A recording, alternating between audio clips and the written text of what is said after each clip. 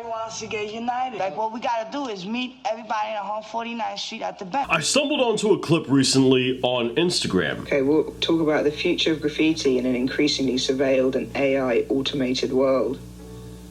I reckon it's a wrap. I reckon everyone will get bagged one day and they'll put a stop to it.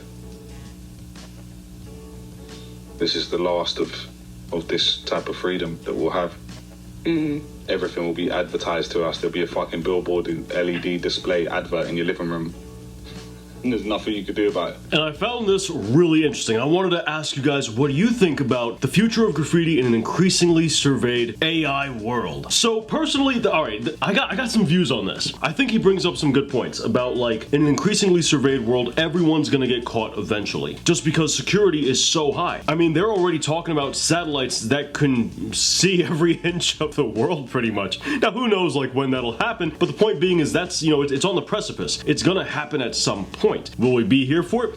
It's looking like we might be, but maybe we won't. Regardless, we still have security cameras just about everywhere we go. Not only do we have security cameras, but everybody's got a phone in their hand, which for all intents and purposes just acts as another security camera. On top of that, a lot of new writers record themselves doing graffiti and then upload it to Instagram, YouTube, whatever the case is. So I agree, each graffiti artist will likely get arrested at some point. I mean, I already feel like that happens. I've told you guys in previous videos, even in like the early 2000s and the 90s, just about everybody who did graffiti gets caught at some point. Just because it's a numbers game, you know? If you go out 10 times in 1 week, that's 10 opportunities to get caught. You go out 10 times in 1 month, that's a lot less opportunities, but it's still more than the average person, you know? So we really can't pretend as if we don't put our neck out there a lot when we're getting up. The whole point of getting up is to kind of cover as much ground as you possibly can and get your name out there as much as you possibly can. As a result, frequency is important, and anytime you do any crime frequently, you're risking getting caught. Now let's take a second from all this futuristic talk to talk about you and your progress today, right now. If you want to get better at graffiti, if you've been looking at your stuff and you're like, man, learning graffiti is hard, getting a better hand style, finding my style in general, getting out of this rut, or coming back to graffiti is difficult, then I guarantee you my book has exactly what you've been looking for. We teach you each one of graffiti's fundamentals with a ridiculous amount of depth. It's a complete comprehensive guide to each of graffiti's basics, which has never been done in any other book in the market. And that's because I established a lot of that information single-handedly. The best part is, this book has hundreds of pictures from cover to cover that are going to help hold your hand through the learning process. That way, if you're brand new, if you're day one in graffiti, you'll find it really easy to follow along from the beginning to the end of the book. And if you're returning to graffiti, or if you felt a little bit stuck after decades in the game, then once again, this book has so much depth and so much information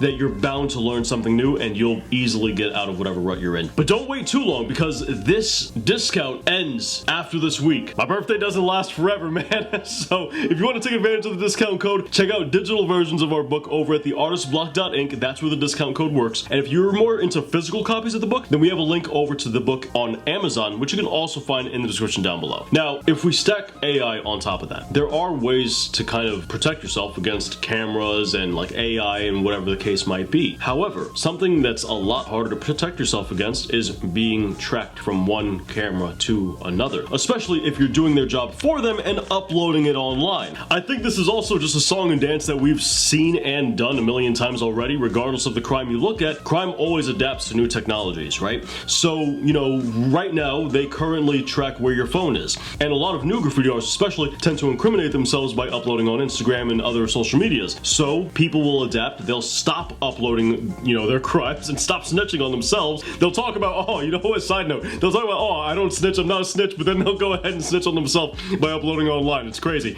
But people will adapt and they'll stop going ahead and uploading those types of things. Then maybe in the future, you know, a security camera will have an AI software that will be able to roughly estimate what direction you came from. Then go to a different camera in that direction, see that you're there, repeat the process until they track you all the way back home. And then people will somehow find a way around that as well. Now, obviously, I don't know if that whole AI tracking the direction you came from will be a thing. You know, it's a hypothetical. Point point still remains. People will adapt. So I think in the future, people will just find a different way to do graffiti, whether it's a different way to counter being tracked and still get up, you know, with markers, cans, paint of any kind, of some kind, or whether they'll find a different route, like using a drone or using some kind of digital means to get up, which we've already seen both of those things. Granted, neither of them are practical, neither of them are common, neither of them are necessarily good. You know, you're not going to be doing a whole burner with a drone, at least not yet, but who knows where technology will be 10, 20, 30 years from now. We've already seen digital projections of graffiti as well. Once again, not the most practical, but who knows where technology will be 10, 20, 30 years from now. Regardless, the crime of putting your name on public spaces where it doesn't belong for the sake of reputation, I think will always be around. I don't think that's gonna change. It's been around for centuries, if you want to talk literally, and to be honest, getting caught is not the deterrent that a lot of just normal people think it is. Now don't get me wrong, getting caught sucks. Getting caught is expensive. Getting caught has a lot of drawbacks. But this community has hardcore riders out there that are not gonna stop, right? They're gonna be repeat offenders for life. And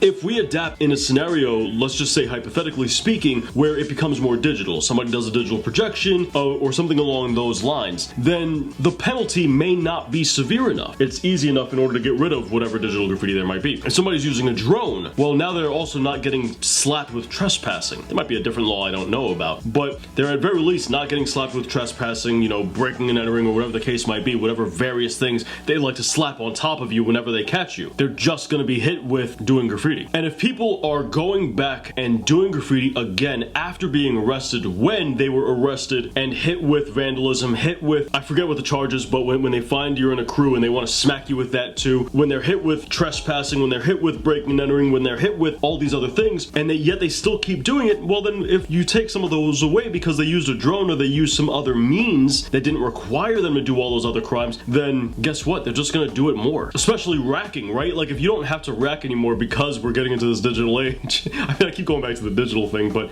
let's say the person isn't racking, well, that's another crime that they don't have to worry about getting arrested for.